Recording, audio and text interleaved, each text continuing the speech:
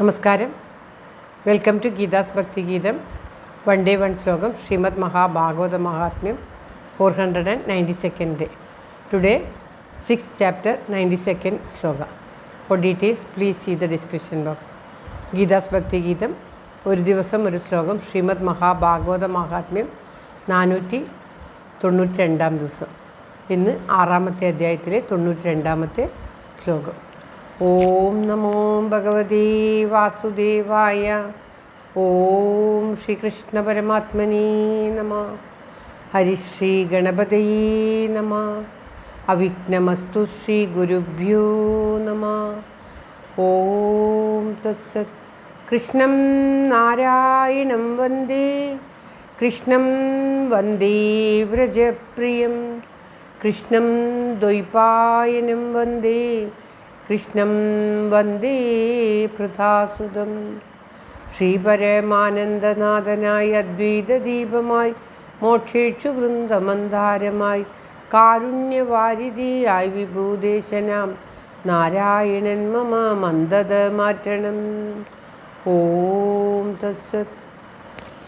ശ്രീമദ് മഹാഭാഗവത മഹാത്മ്യം 6ാമത്തെ അധ്യായത്തിലെ 92ാമത്തെ ശ്ലോകം.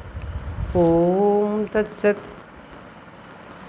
നാഗാഹ ഗാഥാസുജ സർവഭക്തി ഏവിസ്ത്വയാ ഭാവ്യമതിപ്രയത്നാത് മനോരഥോയം പരിപൂരണീയ തഥേതി ചോക്താന്തരധീയം ദച്യുത. ഓം തത്സത്. നാഗാഹ ഗാഥാസുജ സർവഭക്തി ഏവിസ്ത്വയാ ഭാവ്യമതിപ്രയത്നാത് മനോരഥോയം പരിപൂരണീയ തഥേതി ചോക്താന്തരധീയ തച്യുത. ഓം തത്സത്. ഓം. അവിടെ കൂടിയിരിക്കുന്നവരോട് ശ്രീഹരി തന്നെ പ്രത്യക്ഷപ്പെട്ട് നിങ്ങൾക്ക് എന്താണ് വരം, ഞാൻ നിങ്ങളിൽ പ്രീതനായിരിക്കുന്നു, നിങ്ങൾക്ക് എന്താണ് വരം വേണ്ടത് എന്ന് ചോദിച്ചുകൊള്ളുക എന്ന് പറഞ്ഞപ്പോൾ അവിടെയുള്ള പ്രഹ്ലാദാദി മഹത്തുക്കൾ എല്ലാവരും ചേർന്ന് പറയുകയാണ്, ഈ ശ്രീമദ് മഹാഭാഗവത സപ്താഹ കഥാശ്രവണത്തിനായിട്ട് ഇവിടെ സന്നിഹിതരായിരിക്കുന്ന എല്ലാ ഭക്തന്മാരോടും ഒപ്പം അവിടുന്ന് ചേർന്ന് വസിക്കണം. ശ്രീമദ് മഹാഭാഗവത സപ്താഹം കേൾക്കുന്നവരോട് ചേർന്ന് ഭഗവാൻ എപ്പോഴും ഉണ്ടായിരിക്കണം. അതാണ് ഞങ്ങളുടെ പ്രാർത്ഥന എന്ന് പറഞ്ഞ് അപ്പോൾ ഭഗവാൻ ശരി അപ്രകാരം മനോരഥോയം പരിപൂർണ്ണ, നിങ്ങളുടെ മനോരഥം മനസ്സിലുള്ള ആഗ്രഹം പൂർണ്ണമാകട്ടെ എന്ന് പ്രാർത്ഥിച്ചുകൊണ്ട് ഭഗവാൻ അച്യുതൻ അവിടെ നിന്നും അപ്രത്യക്ഷനായി എന്നാണ് പറഞ്ഞത് ഈ ശ്ലോകത്തിൽ.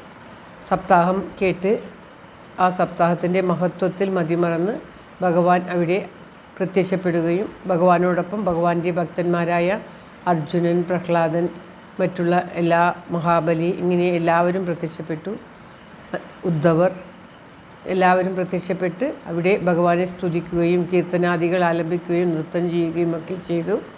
ഭഗവാൻ സന്തുഷ്ടനായിട്ട് എന്ത് വരം വേണമെങ്കിലും ചോദിച്ചു കൊള്ളുക എന്ന് പറഞ്ഞപ്പോൾ ആ ഭക്തന്മാർ ചോദിച്ച ഒരേ ഒരു വരം, ഇങ്ങനെയുള്ള സപ്താഹങ്ങൾ കേൾക്കുന്ന ഭക്തന്മാരുടെ കൂടെ അവിടുന്ന് ചേർന്ന് വസിക്കണം.